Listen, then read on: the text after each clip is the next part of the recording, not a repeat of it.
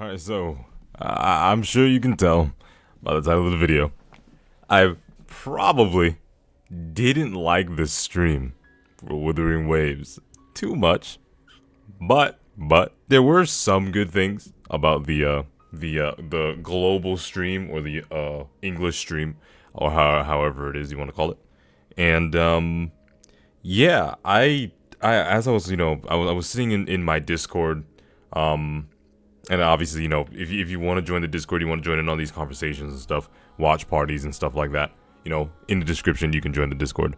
But, I was watching the stream of my boys, and, I gotta say, it was probably one of the more disappointing streams that I saw. It did good things. Like, I remember one of the last statements I said before I like knocked out, because I was watching the stream when I was like uber tired. And, I remember saying, the stream wasn't good, but the stream wasn't bad. They should have. I feel like they could have done more with the NA stream, and I haven't seen the other streams, right? So if they would have done all these other things, hey, but I won't keep ranting about it. What I'll actually do is, I'll just break it down, all the parts that more so specifically caught my eye, and just overall give a general synopsis of the stream. And in the comment section, I want you guys to tell me what you actually thought of the stream as it was going on, or as you're probably seeing it with me right now. But yeah, let's just go into it, right? Let's just go into it. So basically, the stream opens up. It introduces everyone. We got Matthew, Rexlent, Javi, and Rebecca, and Aru, right?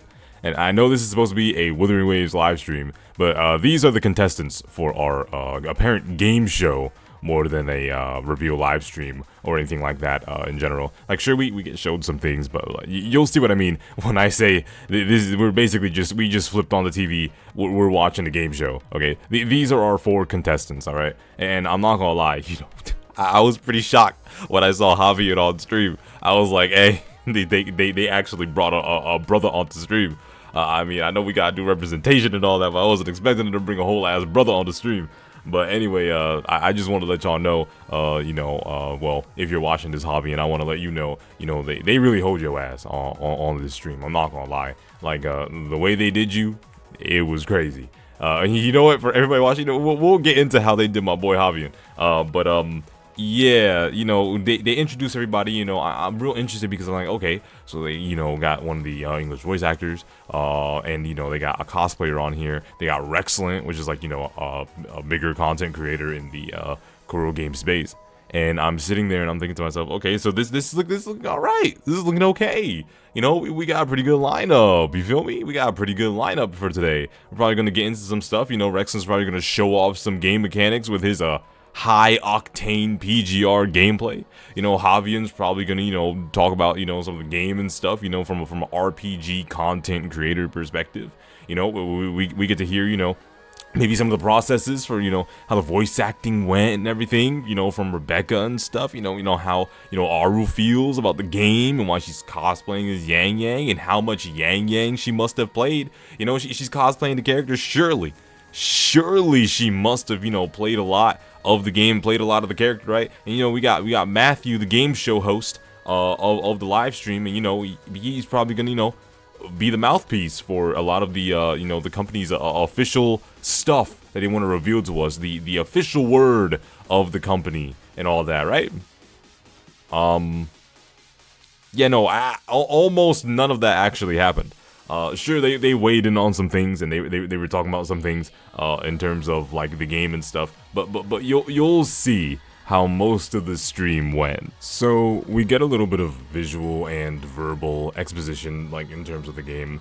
They show a couple of pretty impressive visuals. We see a couple of like characters that like we hadn't seen before revealed in this trailer, which I personally thought was cool. I seemed like maybe I was like one of the only ones in like that little watch party that we were doing that was like a little bit like on the more so impressed side with seeing like a little bit of the newer characters, because I mean, hey, it's a gacha game, we've seen new characters, right? I'm pretty sure I saw somebody that looked a little bit like Wan Chi. You're probably gonna get like a Wan Chi equivalent. There was a lot of characters that they showed off, and there was like some pretty cool like visual trailer styled combat. It was a pretty solid trailer overall. They were like overall talking about the game, and I thought that it was a fair prelude. I thought it was a good prelude for what is to come. The game looks outstanding. Like the game just looks amazing.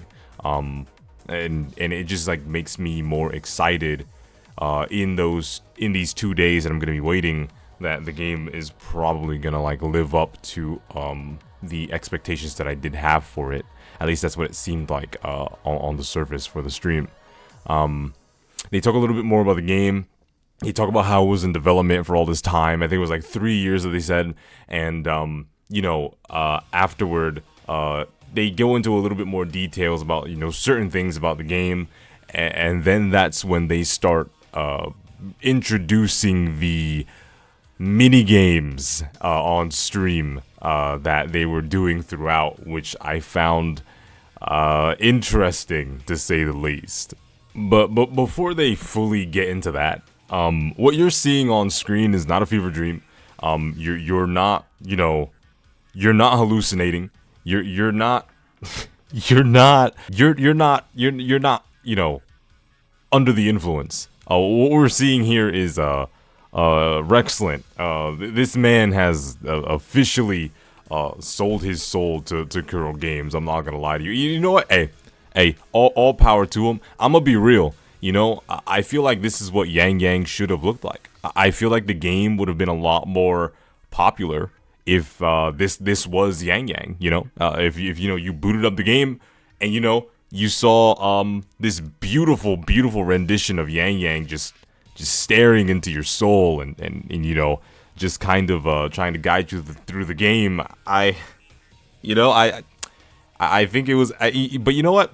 As much as I did laugh at him, as much as I thought that it was funny, it is something that is like smart and good to do, because it brings a lot more like eyes to the game. And sure, while some people say like, oh, this kind of comedic standpoint for like a serious looking game like Wuthering Waves is not good. People also got to understand, like, it's a gacha game. Like you hop into these games, you choose whether or not you want to spend your money, and you have fun. And you know what, Rexlent, if for whatever reason you see this, all power to you, buddy. I thought this was great. I thought it was good. I thought it was funny, attention grabbing, and I'm sure it probably got a lot of people in chat just going crazy. I personally wasn't reading chat, but I'm sure people were going crazy for you. I guess I should probably pull up to your videos and your live streams to see if to possibly see if I can donate some money to be able to see if you have the Yang Yang equivalent. Yeah, I'm just saying, let me stop playing around. During this time, we also get some words in from one of the voice actresses, and it's during this time in which the mini-games officially kicks off, and it's actually a quiz mini-game, and boy oh boy, this is the start of poor Javian's downfall. But yeah, so basically it was just like some basic questionnaire thing of like answering questions. They all had to answer them right and stuff. And everybody was answering the questions relatively right. It's I mean, hey, it sounded incredibly scripted when I was watching it. So hearing them sounding like they were trying to remember certain things that they were supposed to say at certain parts of the stream was actually kind of funny. But everybody was answering the questions, and my boy Javian, my man was just he was just not winning at all. He just it was almost as if they were trying to make him seem like he didn't know anything about the game. Like, bro was quick on the trigger, trying to press the button as much as possible, and this motherfucker just did not have the answers right. And even when they decided, hey, we gonna let you, get a free one in, literally everybody helped him. They had to help him remember. And he had like, one of the harder questions, in my opinion. It was, I don't know. It was kind of weird. It was funny, but I'm not gonna lie. I felt bad for brother man. You feel me? Hey, if I was in his position, I probably wouldn't have even been able to answer that question either. So you know what? All power to him. Hey, at least it seemed like he tried. At least if there was a script, it seemed like they at least made it seem like he was trying in their script. But yeah. So they continue on with going about and talking about, getting more stickers for the final mini game in which the stickers will matter. So we go on ahead and we dive into another video, another promotional video, and it shows off the world, it shows off the characters, it shows off a little bit of the character's personality. Just like in the first trailer that we saw, it shows off a little bit more of the combat, but more so in a cinematic sense, and not really like in the full-on, like, sort of immersed gameplay sense. We see a lot of different places, a lot of different areas to go to where quests will be held. We get into a little bit of how the cutscenes will look in-game, and I noticed that it's very colorful. It's very bright, very colorful. I know a lot of people don't like bringing up the accursed game that everybody just, hates and doesn't like making comparisons to, but the game is very bright and colorful, very similar to how Genshin is, and I don't really like that. I was really hoping that they would kind of stick to the, instead of how they did in the CBT1 where they was more so brown coated, I was really hoping that we would be able to get a game that was mostly in that gray area, really working in the gray matter of things, like, grays, blacks, whites and stuff like that. I really feel as though that would have been able to fit the vibe of the game a little better. And, no doubt that there's going to be areas in which it does go into that sort of aesthetic. But it does seem like a lot of areas are very lively in terms of color. A lot of the areas they showed here are very loud in terms of the way that the colors are and the saturation of everything and stuff like that. I really didn't like it. I can't say that I really didn't like it, because I do like when things are colorful and stuff, but I also like when certain things has its own identity visually in terms of artistic direction. And, when I play things like, for example, if I'm playing something like the Soul series, for example, I'm expecting to see dark, gritty colors. And unfortunately, it doesn't seem like from what we've been shown that we're going to get a lot of dark, gritty colors in a game like, that's called Wuthering Waves. You know what I mean? So, it was interesting to see. I also saw this little creature at the end that I'm really hoping is not going to be like the Paimon of the game. Sure, those types of characters are like cute and stuff like that, but like they get very annoying. And I'm really hoping that it's not a mouthpiece and it's not a creature that follows us around throughout the main story or throughout the world. I really do want you guys' opinion on how you feel about that little creature there. But yeah, it was it was a trailer. That's all I can really say. It was a trailer. Didn't really show us too much of anything new. It showed us a lot of what we've already seen from the YouTube channel and stuff like that, So after they, continued talking about things that we've already seen and continued telling us about things that we already know, it's very, they're just giving us a synopsis of everything that's already been done, that's already been shown, and stuff like that. They talk about some of the bosses. They talk about some of the details of the bosses and stuff, and they just talk about how they're looking forward to the whole experience of fighting against these challenging bosses. We get more details from the voice actors. They're doing the introduction thing for their character or whatever, like how every anime gacha does in their live streams, very samey as all the others, but why change was not broke, But then we get this Helium minigame, which is the second minigame that they did out of the 4 minigames that they did. And honestly, there's not much for me to even say about this part. It's literally just them inhaling helium and reciting the voice lines of the characters. That's literally all they're really doing. And then it moves on. During this next part, we get more of the of an explanation for the rewards that we're going to be getting because of the pre-registration thing that ended up going through, which I'm actually very happy that we were able to surpass 30 million pre-reg. It doesn't matter to me whether these are bot accounts or whether these are actual people or however it is that they made the number. You know, being able to surpass that goal really helped put Wuthering Waves on the map for other people, whether it be a handful of people or not. Even if it was just one person, you know, it still added on to people wanting to, you know, overall look forward to the game and be impressed at the fact that they were able to surpass those numbers. We don't get anything really super new or important in terms of information. And you know, it's funny. As I'm once again editing through all this, you know, I have the entire live stream downloaded. I'm just thinking to myself that we really got a whole lot of nothing in this stream. The information that we got was a lot of information that we already knew. The things that they were doing was just like, you know, just having fun. And, you know, don't get me wrong, I'm glad that they were having fun. But, you know, with their around 40,000 something viewers or whatever the case, you know, I think it was between like 35,000 to 40,000 viewers. You know, you would expect that you would want to show off like the strengths of your game.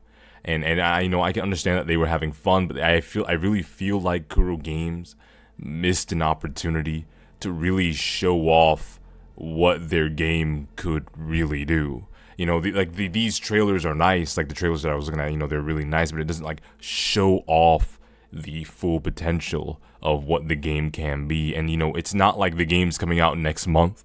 It's not like we have to wait another year. It's not like they have to keep anything under wraps anymore. We're 2 days out. Oh, it's just 2 days until Wuthering Waves officially drops. And, you know, it would have really gotten a lot more people to sign in if they saw, you know, fully, like extended gameplay of what it was capable of. And sure, somebody could argue, you know, at the final mini game that they did, that's what they did. But let's be real, when you see it, you're going to be like, yeah, they probably could have done something more. So along with the explanation of the rewards for the pre-registration milestones, they also, as you could probably have already told from the footage that I'm showing right now, is that they were talking about the weapon rewards, the event banners for convening, which is the wishing system. It seems that we're going to be getting, like, you know, characters like Jian and stuff like that for, you know, some of the first characters that we're going to be getting that is limited. They also talk about, you know, the basic gacha system. You know, get enough specific currency after convening a few times, and you'll be able to, you know, get duplicates. There's sign-in rewards. You know, there's weekly challenges. As you progressively play the game and sign in more, and you progress more, you'll be able to obtain such rewards and things of that matter. So they do another mini game that involves eating these long cakes or whatever it was that they were called, and to earn more stickers for the final minigame at the end. Everything that happened before this was, you know, more of the voice actors and voice actresses introducing themselves and, you know, talking about how they can't wait for people to play the game, and they describe the character or whatever, and then they say a voice line from the character, but they also, as I mentioned before, shared more of a synopsis of the rewards that you're going to be getting for your first experience of playing through Wuthering Waves. And, you know, this minigame, one of the cakes had wasabi in it. And basically you were supposed to figure out who had the wasabi upon chewing it. And whoever, you know, had the least amount of votes or whatever, or if somebody had the wasabi. I don't know how it worked. But, you know, Rexlent was the one that had the wasabi or whatever. And, you know, my boy Javian, he had it right. You know, you would think that the person that was able to call out the actual dude that had the wasabi would get the point, but no. Apparently, you know, as long as, you know, you have the least amount of votes or something like that, or you have the least amount of votes and you actually ate the wasabi, you'd win. I mean, hey, I thought it was bullshit. You know, I really do feel like they were gatekeeping the stickers from my boy Javi, and I ain't gonna lie. They were really gatekeeping the stickers from him. You know, it really didn't seem like they wanted him to win. I mean, shit, you know how people gonna feel, you know, Javi was the one, he won by a landslide. You know what I'm saying? You know what? I can't complain. I don't really care. They're just playing mini games on stream. I mean, come on. And so, you know what? I'm pretty certain that after this, they show off a bunch of different things that we've already seen before, describing certain stuff, and just talking about the mini games and talking about each other and blah blah blah, all these things. So we're gonna go ahead and we're gonna move on to the actual final mini game that actually does hold some form of relevance to everything. So it's at this point the actual gameplay mini game starts, where they show gameplay along with this mini game. And so something about the rules of depending on how many stickers is, or what place you are, depending on the stickers you have, you get some kind of time penalty for fighting a boss. I don't know. It was like a boss race kind of tournament thing. Obviously Rexlent was gonna win. We all already know this motherfucker Rexlent was gonna win. I'm not gonna lie. The girls surprised me. Not because of the fact that they're a girl, but because of the fact that they just seem like they do very different things. Yang voice actress was trying to go hard. Like she was trying to go. She sounded like a gamer. She was complaining, just like me. Why didn't I parry this? Or come on, why is the boss glitching? Or come on, lock on. And so this motherfucker Rexlent, man. When I was in call, one of my boys, Misa, he was like, oh yeah, that motherfucker Rexlent. The reason why he said, hey yo, hold up, because he halted everybody. He was like, hey yo, hold on, give me a second. That motherfucker was probably changing his keybinds and shit. That motherfucker was probably try-harding and shit. Like yo, Rexlent. I mean, maybe for the stream, maybe you could have made the others look a little better, but this motherfucker Rexlent, you could tell. He just there was a switch that flipped inside him, and he was like, yeah, I'm gonna just show these guys this is just light work for me. It was like watching a big brother just beat on his little siblings in a video game. It was wild. It was absolutely wild. My boy Helium was making up excuses. And hey man, I know a lot of black people like us. We be making excuses sometimes, but I don't think Rexlent made you lose, my man. I ain't gonna lie. I think you just could have just copped that L pretty fast. But the dude even went out of his way to say, oh, this is not reflective of the game. This is live stream only. This is different from the final product. And it's kind of just like, okay, so how about you show us some extended gameplay of the final product on the reveal stream? I can't be nitpicking, right? Like you would expect extended gameplay for a worldwide reveal stream of your game. Am I the only one that thinks that am I the only one that thinks that should have been a thing? Anyway, so they played through the mini game and they just they did their thing, I guess. It was still interesting to see. I guess you could pose the question or the argument of how much different could the final product be in comparison to what they're playing right now on stream, but it would have been more of a priority, in my opinion, if I was running the stream to show extended gameplay of the final product, which makes me a little worried because, why not show extended gameplay of the final product, even if it's a short burst of final product gameplay. We would like to see that. I feel as though people would have liked to see that, but afterward, I do believe that was the end of everything that was relevant in the stream. We get a little bit of a sort of similar to a developer's log, like a little miniature, conclusion from the developers, and he just explains how he's really looking forward to us playing the game. There was a lot of hardships that they went through. They tasted, I think he said they tasted the bittersweetness of failure, or the bitter taste, I should say, of failure and such.